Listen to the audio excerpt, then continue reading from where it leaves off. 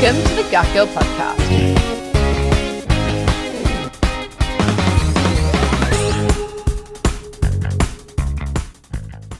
Well, today we are here with Dr. Mathew Young, who is an APRA-registered acupuncturist and Chinese medicine practitioner. Hello. Welcome. Thank you. Thanks for for being having here. me.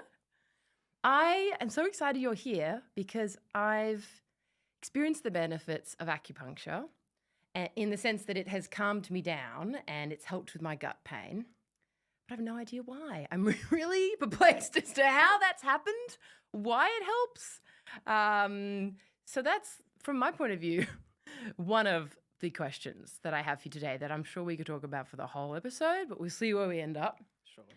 I mean, starting there, why on earth does the sticking of needles into me while I lay on a bed with a nice warm heat lamp and, all the things that come with acupuncture when we've done it together, you've been my acupuncturist for a while now. What's that about? Why does that calm me down? Why does it help my stomach pain, Just going in with the easy questions. Exactly. First. And you might have to take us back to how you even understand gut pain to go there. But yeah. So it's a very, I'm going to have to kind of broaden that out, I guess, to an understanding of how acupuncture works as a whole. Okay. So acupuncture is part of a broader system of medicine. So Chinese medicine is sort of the umbrella term, which incorporates acupuncture. It also incorporates your herbal medicine, cupping practices, gua sha, which is scraping, traditional Chinese massage, dietary therapy. So it's basically a full system of medicine, which has developed over roughly about a 3,000 to 4,000 year period. So I'm essentially trained in all of those areas. Acupuncture is obviously a little bit more of the focus today because, Chinese medicine in terms of herbal medicine is a whole nother broad topic. Right. Okay. Okay. But to your question, how acupuncture works, so essentially there's nothing necessarily inherently magical about the needle. It's a stainless steel needle. Okay. Where the importance of that lies is the insertion of the needle at a specific point. And what we're trying to have is it's essentially a cause and an effect. So the acupuncture needle is acting as a stimulus and your body is responding accordingly. Okay. So we look at the body with acupuncture in terms of a system of meridians. So meridians are basically like, some people call them channels. They're essentially pathways that move through the body. So the closest thing I can liken these to in a Western understanding of the body is it's almost like a combination between a blood vessel and a nerve. Okay. So it's responsible for transferring information throughout the body, but also more nutritive supportive substances. So in TCM, we call these qi and blood. So qi, a lot of people are familiar with this term and it sort of gets a little bit misinterpreted as just being energy. But we're looking at basically, when we're talking about qi, we're talking about physical and physiological functionality within the body. So there's a whole range of different types of qi in the body doing a whole range of different activities. So there's a type of qi that's responsible for your thought processing, for your breathing, for your heart rate, for your immune system, for your digestive processes, for your libido. Basically, all of these functional activities are looked after by qi. Blood is your heavier, more nutritive substances. So partly, yes, blood as Western medicine would understand it as being the red substance going through your veins. But we broaden that out that it also includes fluids, it includes some of your hormone profiles, your essential key nutrients and minerals. So it's basically how well tissues are able to receive the right nutrients in the right amounts. So all of this circulates within this particular meridian system. Okay. There's 12 main meridians, then there's a bunch more. Acupuncture, just to make things confusing. Then basically acupuncture points fall along these specific meridians. Oh, okay. So we are inserting the needles at a specific point to have a specific effect on that distribution network, on that meridian. And when you say the meridian system, this might sort of sound like a really silly question, but being so naive, is it a bit like a roadmap in the way that you look at the body? Is it a bit like, okay, you have a sense that those sort of roads go that way or those roads go that way? 100%. Okay. Yeah, that's a really good analogy you can use as well. Okay. So if you envision like basically your body as a full roadmap, as a city layout, so to speak. Oh, okay. Think of the qi and blood moving like cars. So the roadways are your meridians. Qi and blood move like cars. Oh, wow. essentially. Oh, that's So really helpful. yeah, I so get, it that works makes like a sense. distribution network. The chi and blood of the cars Yeah. moving around. Yep. Okay. And so through acupuncture, we're manipulating where that's actually going. So we're Ah. manipulating the flow of that, because sometimes what happens for various reasons, there might be areas where the traffic's limited and we need Ah. to increase the amount of traffic that's going to that area. Gotcha. There might be areas where there's pretty heavy traffic flow, so we need to redivert resources, and sometimes the whole thing gets gridlocked. Wow. So if that's gridlocked, we also need to work out how to actually start redistributing. That's so interesting, because I suppose my only understanding before of it was that it's calming me down and therefore I'm a bit calmer, so my stomach's, cramping less. But it's actually a lot more going on than simply calming me down. It's sort of calming me down, but it's via the way that you're intervening in these pathways or these roads, where it's blocked or where it's need. Is that right? Yep, absolutely. Okay. That's part of it.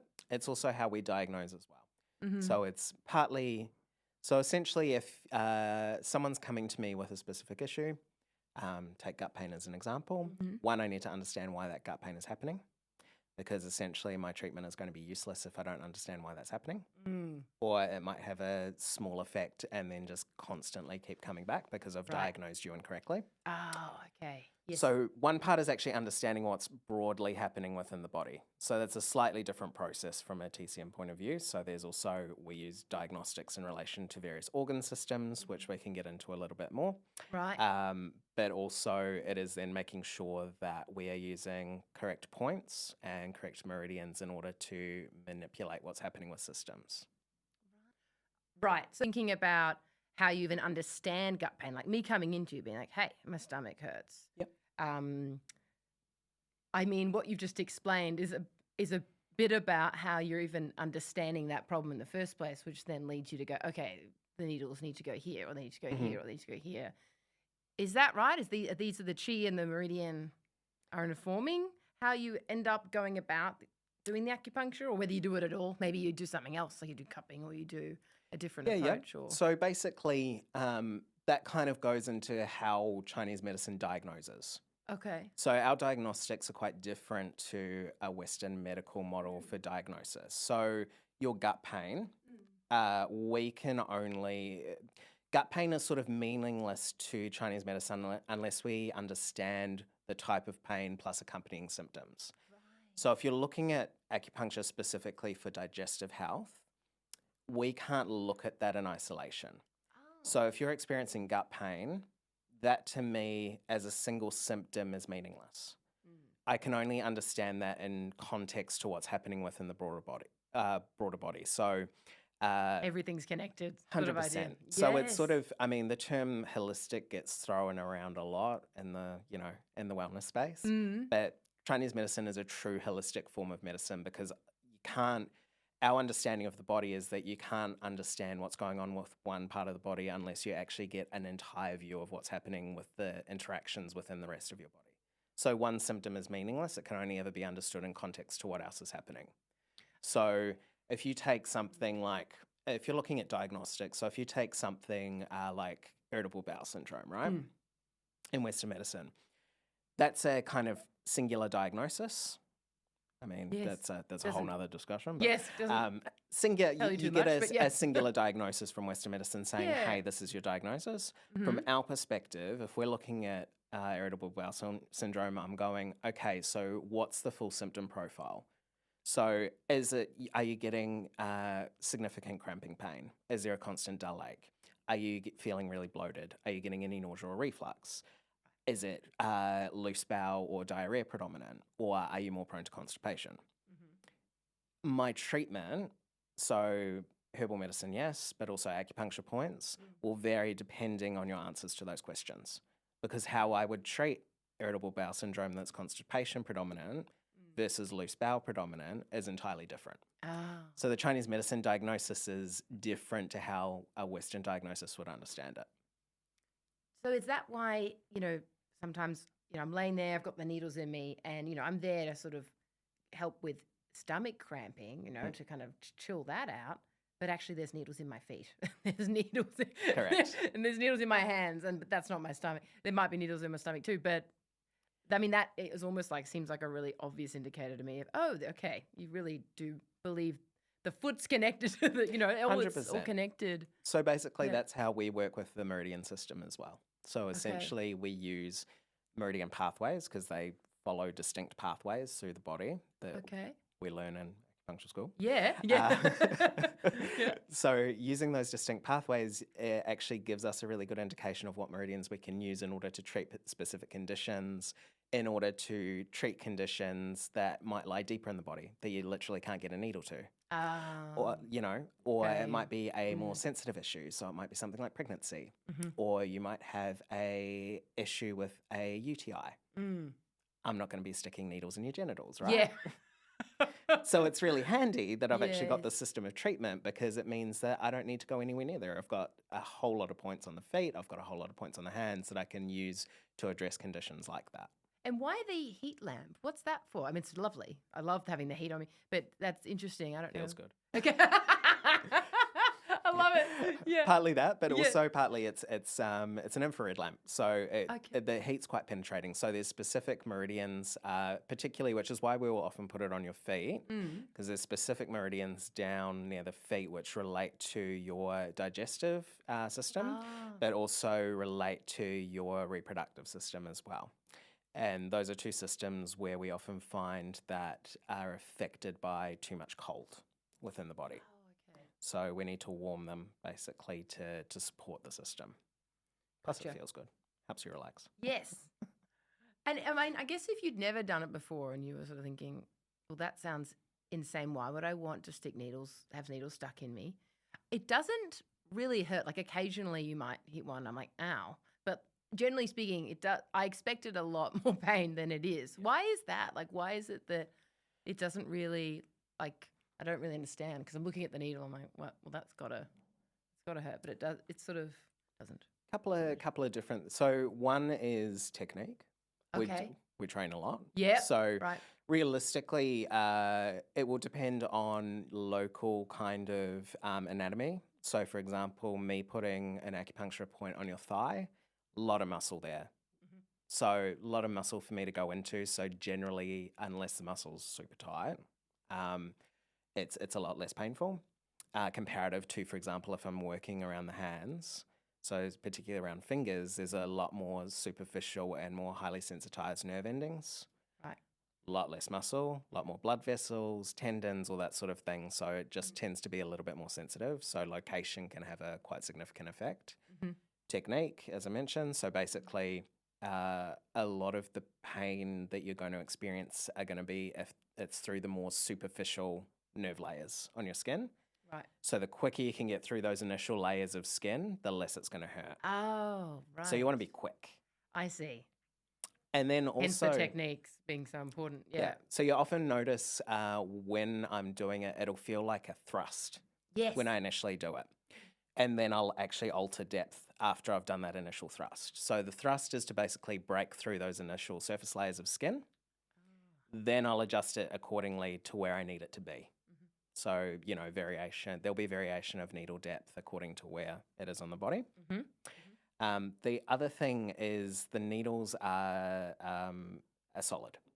So they're just solid stainless steel needles. Okay. Thinner than a hair, basically. Really? Yeah. Wow. Very, very, very fine.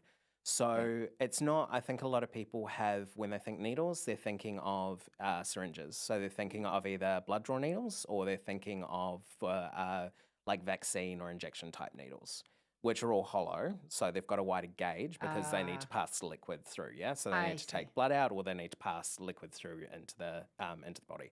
So when you say solid, that's why it's smaller, because so it's a lot smaller. So it's a lot less painful for that reason.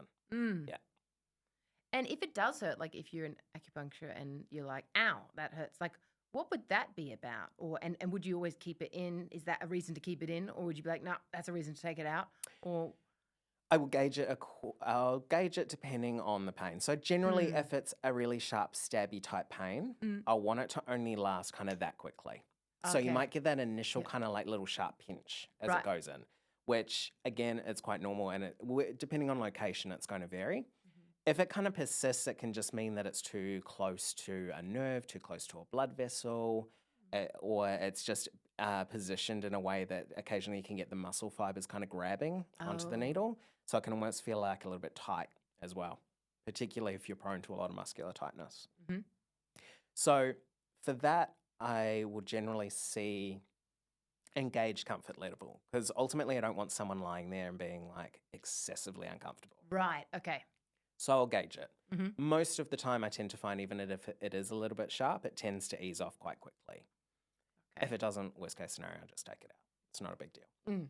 But there is a lot of other sensation that is very normal and desirable for us. So a lot of the time it can feel quite heavy. You can get some tingling. It can feel almost like a bit dull, like a bit achy. Sometimes people feel it throbbing slightly. Those are all really normal sensations. So Okay. kind of expected, and in some cases quite desirable if we're really aiming to have strong effect with what's happening. Okay. And if you are like, wanting to get help with acupuncture and, there are like the cars are not driving in the way they're meant to be driving on the road map that is your body. You've got too many or not enough in different spots. Is it one acupuncture session? Is it how often do you tend to find that people should go and for how long? Yeah, I mean, I don't know how varied that is, or if there's a general don't expect much from it if you're going to go once or twice, or maybe you could expect much from it. I don't know. The kind of couple of major considerations with that. So the biggest one is acute versus chronic. Oh, So acute conditions, we do short, sharp, more frequent treatment to deal with it. okay. So when I'm talking acute conditions, it's that you basically have pulled your back, like put your back out of the gym, yeah? Oh, So you've had yeah. a lower back injury from going too hard at the gym. Mhm. You've got a common cold that's come on.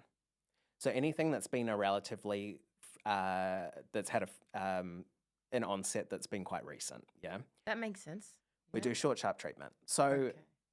in some cases, that's desirable of having treatment up to 3 times a week. Mm-hmm. Mm-hmm. For most people, that's Yeah. not possible. Right. Because But if you can do it, life and yeah. money and all that kind of thing. Yes. But realistically, yeah. That's and the ideal if you could. ideally, we can do 2-3 times a week. Mm-hmm. And we find it responds quite quickly. So that way we Ah. don't need to, really drag it out. Mm-hmm. So Mm-hmm. generally, yeah, if it's anything that's come on quite recently, Mm-hmm. we can get on top of that a little bit more quickly by doing short, sharp treatment. Okay. Yeah. And that's, I So- suppose, because you're finding that you need more time to intervene with where the cars are going on the roads. Is it that it's just needs more It's- support to? Yeah, and it just basically will respond more quickly. Okay. So just simply because it's been a more recent onset, it's much easier to deal with how the body's responding to that. Okay. Whereas if you're looking at something more chronic, which in reality is actually where most people are coming to Chinese Yeah. medicine, because in a lot of cases they're coming to us for conditions that have been lingering around for a long time that they haven't had answers to, Mm. or that they've tried a whole range of different treatments that haven't really had any effect or haven't helped them. By the time they kind of walk through my door, it's been something that's been going on for years, potentially decades. Yeah. So for us to unpack that, it's going to take a little bit longer. Mhm. So generally with those sort of cases, I like to see people about once a week. Mhm. Usually, depending on what's actually going on for them, that's usually for about a 4 to 8 week period Okay. where I'll see them at once a week. Usually from there, I try and push it out a little bit. So I often, depending on how they're responding to treatment, usually up to about fortnightly. Right. Realistically, my goal is sort of within a 3 to 4 month period is actually then to be able to get them down to needing to see me once a month to once every 8 weeks. Oh, okay. That'll also Right. depend on a whole different range of factors as well. Mm. So, for example, age is a big Oh, factor in that as well. right. So younger people tend to respond better Okay. and more quickly. Right. Usually as well, that's because the condition hasn't been lingering as well Yeah, around as makes much. sense. So like pediatric cases, so if you're seeing quite young children, very, very responsive to acupuncture and very quickly. Need minimal intervention with it. Mm. Whereas, someone in their 70s or 80s, they're going to need a lot more support for a lot longer. Mm. because their bodies take a lot longer to actually respond to the treatment. Okay. So think of it like Yeah. gym, yeah? So it's like Mhm. you don't walk into a gym, do Mm. a workout, and then all of a sudden you've got like massive muscles and your Yeah. cardio is absolutely amazing, right? Yes. Takes consistency behind it. Mm. It's the same concept with acupuncture. Like you need consistency behind treatment for it to get results. Because as I said, your body is essentially the thing doing the work. We're giving it the stimulus. So I'm giving it the signal. Mhm. Mhm. The more and more I give it the signal, the more and more your body actually understands what I'm trying to tell it to do. Okay. Yeah, the signal's a helpful way of me thinking about it because I almost think about like a little, like a man with like a on the air in the what do you call on the on On the the tarmac aeroplane with people? the What do you call those people with the little yeah. lights and they're sort of directing the traffic and they're like this way, plane go this way, that way. I feel like I'm imagining those people are sort of what you're almost putting when you put the needle in. You're putting a little guy or woman sort of with the orange things, whatever they hold, the light thing, and they're sort of going, no, right, blood chi over here, no, this way, that way, too many cars over here, sort of redirecting everything. And then ultimately you want the body to do a bit more of that on its own, but it needs help with that initially, more intensively. Absolutely. If that made any sense. No, I did. What I was did. trying to say. Absolutely understand what you're trying to Okay. say. Yeah. Cool. No, that makes a lot of sense. That why it's more intense at the start. So you obviously, I can imagine with me, you had a lot of that entrenched kind of history. When I got to you, like I was already, I'd seen lots of professionals, particularly in Western medicine. Unfortunately, just hadn't been able to help. So the issues had been there a long time. And that's common, you're saying, that you get people coming and going, nothing else has worked, which is a shame because it feels like Chinese medicine and acupuncture gets a bit of a bad rap. Like why we don't go there first sometimes, I don't know. But often it's sort of after nothing else has worked, you're like, oh, okay, I'll try this alternative approach. Yeah. Yeah. And especially with the way it's regulated in Australia as well. Oh, okay. We've got quite extensive training. Oh, So yeah. we do a double degree. Essentially, Oh, 5 right. years, 5 years of training in a double degree. So we do a Bachelor of Health Science, Yes. which is basically all your Western medical undergrad kind of subjects. Oh, So okay. Yep. we do pharmacology, we do pathology, we do anatomy and physiology. We cover all our Western medical subjects. Right. And we do a Bachelor of Applied Science, which is all your Chinese medicine aspect. So Okay. we are fairly well positioned in that respect to understand what's going on in someone's body from a Western perspective as well. Okay. So you are right that it would be helpful if people did actually come to see us earlier because part of what I do as well is actually obviously understanding what's within my scope and what's outside of my scope as well. So, I'm regularly referring off to gastroenterologists Right. for gut issues. Yeah. And I'm regularly referring off to psychologists for mental health issues and cardiologists and GPs Yeah. and, the list goes on. So Right. it's, in my opinion, it's actually about forming a comprehensive plan for your health. Yes. Because a lot of the time I think what happens is people just kind of get shunted off to different providers at different times and nothing really helps. So they go on to the next one and it doesn't really do it. Whereas I think a much more effective way of doing that is actually addressing multiple things at the same time. Yeah, absolutely. Everyone talking to each other. Because, my experience was that, I went to one professional and then they'd say the courses were all over here based on their, their training rather than sort of having different people with all these different amounts of experience coming together and forming a holistic, I know it's overused like you say, but a holistic view of all the factors impacting it. Yeah, exactly. What drew you to Chinese medicine and acupuncture in terms of ultimately going down that path and studying it? I just wanted to go into healthcare. Oh, yeah. I wasn't entirely sure what that actually looked like for a long time. Okay. Yeah. My mum was a nurse for about 26 years. Oh, wow. So yeah. watching her do that had a lot of respect for what she does, but God, it's an incredibly hard job. Yeah, So yeah. it's not something that appealed to me in that respect. Yeah, of course. Yeah. So I had a lot of, in my kind of late teens, early 20s, I had quite significant anxiety. Right. And I also had IBS as well. Oh, right. And what I began to notice is that whenever I was getting more and more anxious, my IBS symptoms would get worse. Mm, But can relate. with IBS, obviously, it's the exclusion diagnosis. So I'd done testing, nothing really showed up. There wasn't a rationale or reasoning as to why I was having gut issues, Mm. but I was making this link. And Mm. Chinese medicine was actually one of the first things which went, no, that makes perfect sense. Oh. So those two things, from our perspective, walk hand in hand. Mm. So anxiety and IBS symptoms. So if we're looking at, a broader digestive dysfunction that's happening within the body, Mm. often there will be mental health issues that walk alongside that. Mm-hmm. So that's where I found it really interesting in terms of how it was actually having an effect on the body. So I found it really beneficial for myself.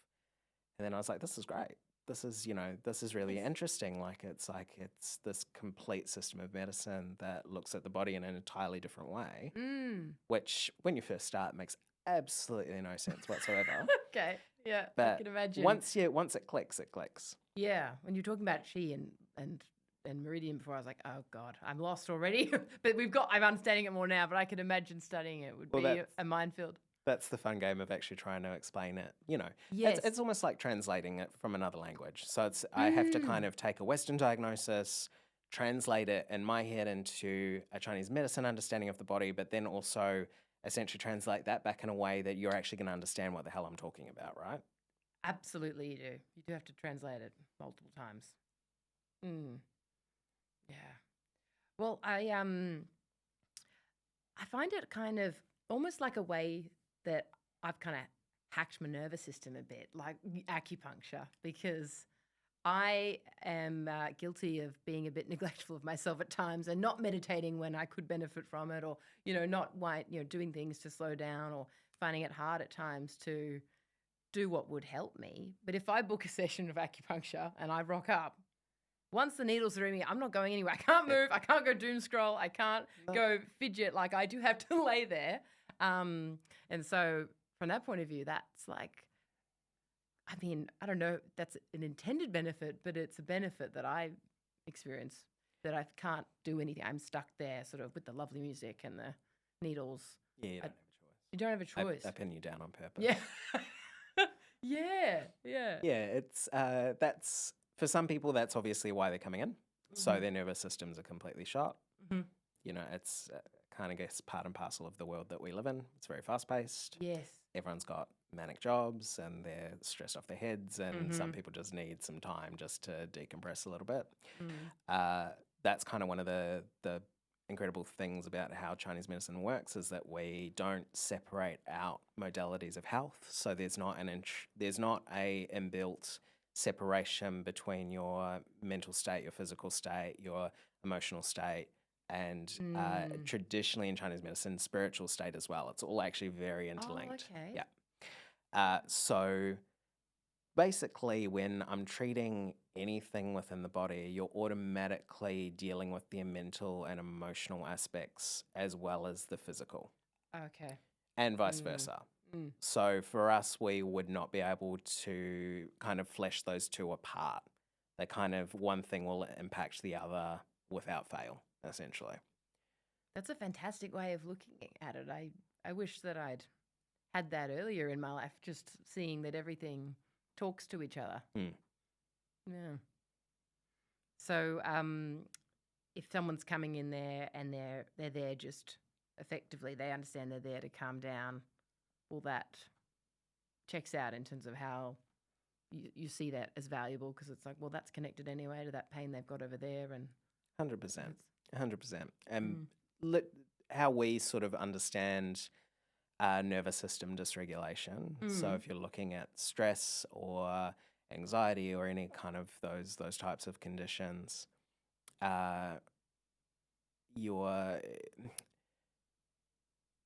again, those can't be unlinked from any physical symptoms you're experiencing, right? Yeah. So yeah, it becomes a little bit chicken and egg in a lot of cases, right? I bet. So yes. it can be really hard to actually, when people are coming in for one specific condition, can be really hard to actually break that apart from understanding what's causing what. But in reality, I think in a lot of cases, it doesn't actually inherently matter to us. it works into what we call a root and branch theory in Chinese medicine, which is basically, so if you think of a tree, big canopy with like branches, and then underneath you've got root system. Basically, we're looking at symptom profile and then underlying cause. Quite often we'll be treating those, we need to treat those simultaneously. So those branch symptoms that are coming off, they could be things like you're getting constant heartburn, you're not sleeping particularly well, like you're waking up during the night, you're getting loose bowels or diarrhea early in the morning, you're getting headaches, you've got some weird kind of shoulder pain that's going on. All of these are kind of offshoot symptoms that with treatment we can address, but realistically at the same point in time we need to be treating what's going on at that underlying level as well. I love that idea that you're doing both at the same time, because there's often a sense that you're either treating the cause or you're treating the symptoms. Like there's not many approaches where you are looking at that at the same time. Well, there's that I've personally experienced. That might not be true, but it's just my... The problem, because I think the problem is if you address one and not the other, is ultimately, and I mean, this is not just exclusive to Chinese medicine. I think this is problematic in terms of medical systems as a whole, is if you're only treating symptomatically, those are going to keep coming back. If you're not looking at an underlying cause, so if you take something like IBS, if you look at something dysmenorrhea, so if you get a diagnosis of dysmenorrhea, painful periods. Oh, is it? Okay, yep. Treating, treating symptom, but what's the underlying cause to that? Yes. So if you treat solely symptoms, you're not actually getting to the crux of what's happening within the body. So realistically, you're going to keep getting symptoms unless you can actually address that. Likewise, if you're just addressing what's going on at that kind of root level initial cause, sometimes that can take a really long time before that you see that flow-on effect that actually starts to address the symptom profile that's going on.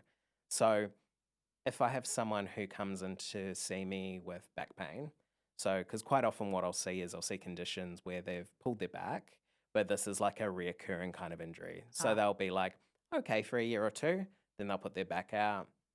Then, that'll heal and get a bit better, and then they'll do it again. So from a Chinese medicine perspective, there's an underlying cause to that. So we would say basically there's a weakness with a particular system that's ultimately causing a reoccurring issue with your lower back. So we need to basically treat that in order to support moving forward to prevent reoccurrence of that injury. But if I'm solely treating that, you're still going to be in a lot of pain. Yes. So why are you going to come back to me, right? Yeah. Like if you're walking out the door and you're going, my pain hasn't changed, even though I've actually done a treatment that's underlying support for the body, you're not coming back to me, right? I'm not going to be like, no, I'm just going to wait a year and be in pain until the cause is treated. Yeah. 100%. Oh, that makes so much sense. It sounds like the way to go, just to balance doing both at the same time. What on earth, though, is facial acupuncture? Because I know slight pivot there. Yeah. Sorry, I've been just thinking about that, and I know that that's a focus of the clinic you work at as well. Yep.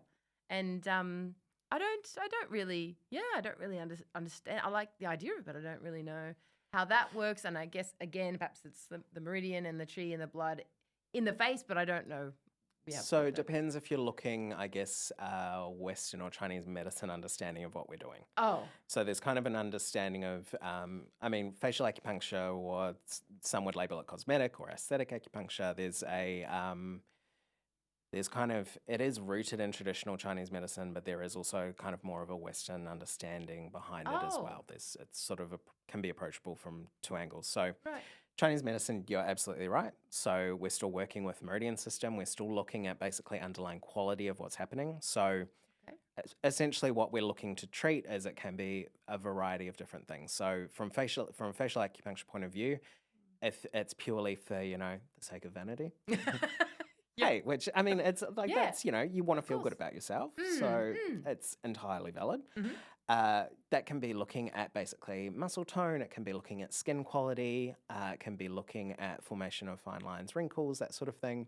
But can also be looking at conditions that are affecting the skin. So that might be persistent cystic acne. That might be rosacea. That might be changes to your facial shape from jaw clenching. So often you'll Oh. see people who have quite significant jaw clenching will get a very pronounced jawline, Ah, okay. kind of squares it off. Mm-hmm. Mm-hmm. So we're looking at all of those sorts of things. I mean, facial acupuncture we've used for thousands of years again, because there's also applications for other conditions. So might be conditions affecting the eye, might be any ENT conditions, so tinnitus, Oh, interesting. I whole didn't range know you of could do anything for yeah, tinnitus. sinus Wow. issues, Yeah. issues with TMJ, a whole range of different stuff. So there is applicability in that sense. Mm-hmm. If you're looking at it TCM or Chinese medicine wise, we're looking at ultimately how things are being distributed to the face. So we're looking at basically an underlying quality to what's happening within your skin and within the muscular structure and the fascia and all of those sorts of things. So we're basically looking at resource distribution again. Okay. Because Yep. realistically, for example, if we're talking blood in Chinese medicine, which I kind of touched on earlier, blood being nutritive kind of substance that makes sure tissues get everything they need. If you don't have enough of that blood, and you don't have, especially going up to the face and the head, you just don't have the nutrient support there. So Oh, that's interesting. you will have dry and brittle hair. Your skin will be dry and dull. You just don't have support there. So we can work that locally, but you also need to support the underlying body as well to actually be giving the skin all those juicy resources that it needs to be able to support that. That had not registered with me. So when you say chi and blood, the nutrient part of that conversation, that's, when you think about the cars, the chi and blood cars going on the roads around your body, that those are carrying nutrients, and that if there's not enough going, let's say, to different parts of the face or the head, there's a deficiency there. Is that what you're saying? Is that my understanding right? Yeah, absolutely. Yeah. If you're looking at it more Western with what facial acupuncture is doing, you're employing a similar process to microneedling. So you're What's actually, microneedling? so that's where you've got like dermal rollers. Oh, So okay. with the little needles on them, where you're Oh, actually yes. rolling across the skin with the little needles. Mhm. Basically what you're doing is causing trauma in the area. So very minute amount, but basically when you create trauma, you create, you engage with fibroblasts. Fibroblasts basically produce the underlying matrix for your skin. So they basically produce collagen, they produce elastin, which is what gives the skin structure, but it's also what gives it firmness and bounce. Right. So we're engaging with that. We're basically creating a small amount of trauma to basically get a collagen elastin response within the skin. We're also working a lot with lymphatic system, which is really important because, sluggish lymphatic system means that basically any metabolic waste within your body is not being moved correctly, can lead to puffiness, can lead again to kind of dullness within the skin, can lead to congestion because basically you're not actually able to remove waste effectively. And also we're looking at underlying muscular structures as well. Have you ever had dry needling? No, I haven't. Or No. yeah. Yeah. Okay. I can thought I touch were- on that as well. Yes. But what's basically, that? so I'll touch on that in a second. Okay, So okay, yeah, we'll that's come back to it, it's okay. So essentially, what we're trying to do with muscular response is Yeah. essentially you can use the needles basically on what we would call motor points or trigger points. That's Okay. when nerves come into muscle. So basically, I don't know if you've had it happen during a session. Have you had a muscle twitch during a session yet? Not really, Okay. actually. Oh, actually, hold on, I might have, Yep. but it also could have been that I fell asleep and my hand fell Sure. down or that sort of thing. Might be, no. Yeah. Slightly different. So it's basically what happens is we're working on a specific area where the nerve comes into the muscle, and basically we're stimulating essentially a nerve response. So it causes the muscle to twitch, essentially. So it causes a muscular contraction. And you want that to happen? You want that to happen because basically what you're trying to do is you're trying to get muscle to release. So you'll find like a lot of people talk about dry needling now, which is basically you're trying to manipulate muscle in order to have a twitch response, because essentially what you're trying to do is create, so it's where muscles have been essentially in chronic contraction, so a lot of muscular tightness, a lot of knots, that sort of thing. You're basically trying to stimulate the muscle to release. And you do that by actually getting it to contract? Or Yes. is that Yeah. okay? So you're stimulating a twitch response. So you're actually Okay. getting the muscle to go through a normal contraction movement. So that it can stop contracting Yeah. and release. Okay. So we've done that for Yeah. we've done that for a very long time in Chinese medicine. Mm-hmm. Again, thousands of years. Yeah. But more recently, it's kind of been given the label dry needling within Oh. Western practices. So I if you see. look at, you'll often see physios, osteos, Yep. chiropractors even advertising dry needling now. Right. But dates back to a while ago. Yeah. Chinese Yeah. medicine have been on trip for a hot minute. Yes. Yeah. I mean, you mentioned the lymphatic system, which, to be, honest, I am just discovering like what that even is. I'm so naive about that. But when you think of, when I think of the qi in the blood and how Chinese medicine understands the body, is the lymphatic system sort of like this might be sort of a silly question, but the way that the Western medicine understand a similar idea of how things move around or get blocked, but perhaps that's quite different. Or does it come from Chinese medicine? I'm not sure. Lymphatics. Yeah. It's a bit different because this is where it gets a little bit interesting within where there's overlap and where there's not overlap within Chinese medicine and Western medicine. Okay. So in Chinese medicine, the lymphatic system doesn't really exist. Ah, right. Similar to in Chinese medicine, hormones don't really exist either. Mm-hmm. Okay. What does exist is the observable outcomes that happen when there's dysfunction within those systems. Oh, yes. So we don't recognize estrogen, for example, Mm. but we do understand as a Chinese medicine pattern what happens when there's not enough estrogen within the body or when there's too much estrogen in the body. Oh, right. So even without actually acknowledging within a Chinese framework that there's estrogen, we know how to treat the symptom profiles of when that hormone is out of balance, so to speak, yeah? Yep. So it's similar with the lymphatic system as we don't necessarily have what we would recognize as lymphatic system. What we do recognize is fluids within the body, distribution of those fluids within the body, and how that's all working, essentially. And what happens when fluids are moving versus aren't moving, when there's not enough fluid, where there is too much fluid. Okay. Yeah, it's because it sounds similar in a way, sort of. But it must be a bit of a nightmare trying to juggle the Chinese medicine understanding with the Western medicine and then the overlap. Like you said, you're translating all the time these ideas. It makes a lot of sense to me because I've been doing it for so long. Yeah. Right? So you have to get True. get pretty good at translating that quite quickly, because or else people are like, I have no idea what you're talking about and what you mean. So Yeah.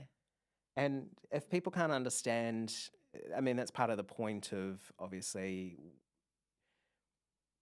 for you to get the most benefit out of the treatment, you need to understand what's going on within your body and why. Because that means that you can also take some ownership and accountability because you have an understanding of like, oh, okay, this is why there's dysfunction and this is what I can do to change that. Right. So it's all well and good for me to turn around and be like, this is your Chinese medicine diagnosis. If you don't understand what that means, then I'm not empowering you to make any changes with that, realistically, yeah? So that to me is pointless. Like you need to have an understanding and you deserve to have an understanding of what's happening within your body as well. Because I think that's, part of the medical system where what it doesn't do so well in a lot of cases is we don't give patients enough information to make educated choices about their health. Yeah. Absolutely. Well, I'm excited to really dip my toes more into Chinese medicine. I hardly have. We've done the acupuncture, but I'm like, there's a whole world ahead for me in this, which is exciting. But I definitely know just how much acupuncture can be game changing, particularly if you're in like that crisis state, I feel, where like nothing, you're still so, say, inflamed or tense or with gut issues. It's just every day to have something quite structured and directive in the way that acupuncture is, where you just go in there, I mean, you don't have to think much about it. You lay there and then you're doing all the thinking, all the hard work of where you put the needles and what you do. And then it helps, particularly in a crisis. I understand it's helpful to continue to go to treat things long term in terms of the cause. But for me, it's been great in crisis too. And like, I think the vast majority of people come to us in crisis, to be Yeah. to be fair. So we get quite Yeah. good at being able to navigate that for people, mm, because it usually is exactly that. Like it's, most people coming to us when they feel completely disenfranchised with what's been happening with their health. They feel like they don't have answers. They don't know what's going on. They don't understand that. mm, And, a lot of them are at wit's end. yes. Mm. And I love the approach, and I'm not sure if it's a you thing or a Chinese medicine thing, but there's not like a rush to kind of, diagnose and figure it out in 5 minutes. It's sort of like, we're going to spend some time understanding and making sense of what's blocked or what's not talking to what and what should be talking there, or where the flow is of blood and chi is wrong, or is that? Yeah. I liken it to, it's like, think of it like peeling layers off an onion, or it's like an archaeological dig. We've got to start somewhere. Mm-hmm. So usually with that, where I start is I try to understand what's kind of the most, say, top 3 things that are most significant in terms of what's affecting your health at the moment in terms of how you're feeling. Mm-hmm. And then we can start working backwards from there. So it's kind of like, okay, if it's a really complex case and there's a lot going on for the person, it's like, let's just start here. Mm-hmm. And then we can explore what's happening, because a lot of the time it's not inherently straightforward, because there's so many different factors that are going to be influencing what's going on for you. So, the stress in your job, what's happening outside climactically. So different conditions can be more affected at particular times of the year. Mm-hmm. Whether you had a cold last week, Mm-hmm. whether or not you ate gluten when you weren't meant to eat gluten. Like everything is going to be having an influence. So the dynamics are constantly changing. So we have to kind of pick somewhere to start and kind of work our way backwards from there. Yes. That sounds like a really helpful way of understanding, how you work anyway, and perhaps how a lot of Chinese medicine practitioners work. Of just, we're going to start here, but with the understanding that we've got to take some time to peel back the layers and see what are all the symptoms we need to be trying to look after, what are all the different causes, or maybe there's one or there's a few, and taking your time with it, and not rushing into, like you said, if you go in and when you try to diagnose it wrong, well then, it's not as helpful. Yeah, because I would say it's very, very common. So especially in the society that we live in, so especially within Australia and a lot of Western countries, most people will have some form of digestive gut issue going on. Oh, is that your experience with it? Usually forms part of the picture. Mm-hmm. And whether or not that's inherently the cause is a whole nother story. Mm-hmm. In a lot of cases, it's actually not. There's other stuff going on, or there's been essentially a feedback loop happening where the gut dysfunction has affected other systems, which then further perpetuates gut dysfunction as well. Ah, okay. But quite often, and I'd say probably 85 to 90% of people that walk through my clinic doors have some form of gut dysfunction happening. Wow. That's massive. Yeah. So you must be, not just today talking about gut stuff, but all the time, like in your work, like dealing with people with gut issues. Yeah, constant. Yeah. Constant. Yeah. Well, I'm so grateful to have had you here talking about, I know we've kind of indirectly talked about gut issues in a lot of ways, because the gut is one thing in Chinese medicine. Oh, well, the gut is one thing, but in Chinese medicine, actually, like you said, you don't treat it in isolation. There's a whole system. There is basically, this goes to essentially what the organ system within Chinese medicine. So they have Western names, but part of the problem with that is the way that it's translated means that people automatically have an assumption as to what that means. So we talk about the heart, we talk about the liver, the kidneys, the spleen. We don't really care about the fixed anatomical organ. Mm-hmm. So it's not like, if we're talking about liver, for example, we're not talking about how Western medicine understands the liver. Okay. We're talking about Chinese medicine is more concerned with processes and functionality. So when we're Okay. talking about organs, we're talking about a underlying physical process that's happening. We're talking about a mental process that's happening, an emotional process that's happening, and again, spiritual process if you're looking at the more ancient forms of Chinese medicine. Mm-hmm. So digestive functionality in Chinese medicine is basically what we call the spleen and the stomach organs. Oh, okay. So essentially that's full digestive functionality. So if we're looking at that in terms of physical processing, what happens? You take in the food, the stomach organ basically starts to process that, brings that downwards using stomach chi, we say. Oh, So okay. stomach chi, so this is what I meant by different types of chi with different functionalities. So stomach chi is meant to descend your food down. Oh, okay. So bring it down to that spleen to start processing it. Mm-hmm. If stomach chi is not moving downwards, it comes upwards instead. Ah, We call this lovely. rebellious chi. Oh, okay. That's often when you see people who Yeah. have really bad consistent heartburn, Ah, vomiting, nausea. It's not moving downwards. It's actually basically coming back up. Yeah. right. So stomach's meant to bring this downwards, comes down to our spleen. Spleen essentially like cooks the food and breaks it down and basically creates the chi in the blood for the body. Oh, wow. It's interesting thinking about the idea of, Chinese medicine looking at it in terms of what's functioning and not functioning, what's dysfunctional in terms of systems. Yeah. So that's your full, it's kind of that full digestive capacity. So what in Western medicine you would look at is basically your capacity to extract nutrients. But also like that includes like, the quality of your gut lining, your full gut microbiome as well. So it kind of incorporates all of those things as well. Right. So it's basically how well digestive system functions as a whole to be able to extract the key nutrients for us to create chi and blood for the body. Right. But also, we're talking digestive system function here, but we also talk digestive function here, right? Yeah. So if you're looking at spleen in terms of physical, yes, it's physical digestive process, but we also look at mental digestive process as well. We incorporate that as part of the functionality of it. So that's basically, if you're looking at that, a healthy spleen functionality in terms of mental processing, that's your high level brain functions.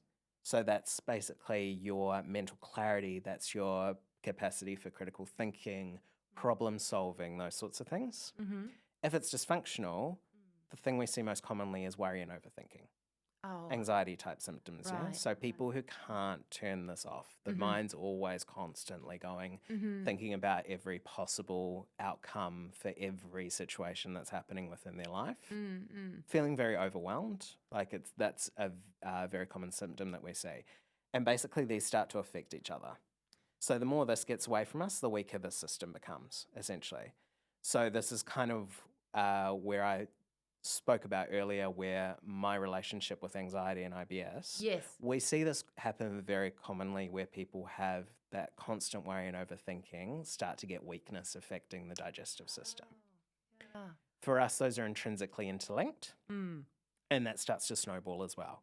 So this is kind of how, when you start with Western medicine in terms of all of the understanding that has been happening with the relationship between gut and brain. So in terms of, how the vagal nerve is affecting our digestive system, in terms of how our microbiome affects our overall mental health profile, that's essentially the kind of same understanding of what Chinese medicine has had with that relationship between our digestive processes.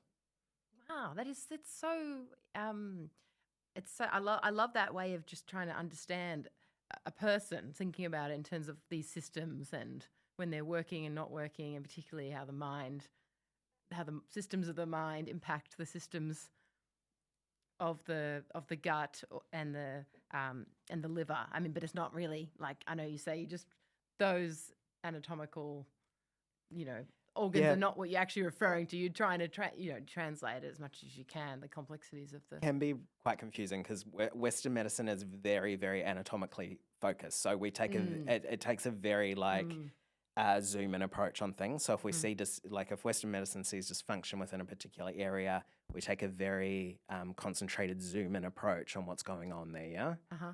Yep. Chinese medicine kind of does the Zooms opposite. out. We do a zoom out approach. Yeah. So it's like, okay, I don't yeah, okay, there's something happening physically with that organ. Cool, great, whatever, but I'm more concerned with actually like, okay, what's gotten to this point? What's happening functionally within the body that's actually led up to this?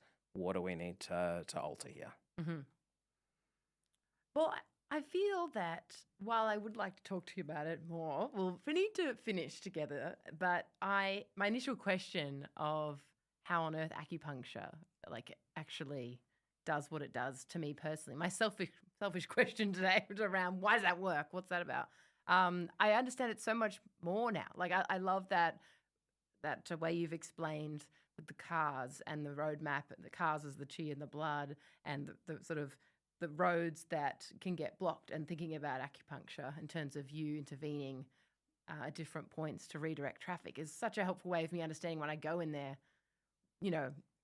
It probably feels like an oversimplification of it, because I'm sure it is. But for me, without the background you've got, it's such a helpful way of understanding why it helps when I go in there, why it calms me down a bit, why things start to move a bit. Sometimes my stomach will even grumble, when I'm in there, because it's like my stomach's like, oh no, like, yeah, we're moving around a bit over here. Like, it's like, hold on, things are literally moving around due to the intervention of the acupuncture, which is pretty cool. Yeah. Yeah. But I know it's just one way that Chinese medicine obviously treats people. Definitely. Yeah. There's a whole lot more. I could talk to you for hours about it. Absolutely. Absolutely. We might need to do more episodes on the rest of Chinese medicine. Absolutely. Yeah.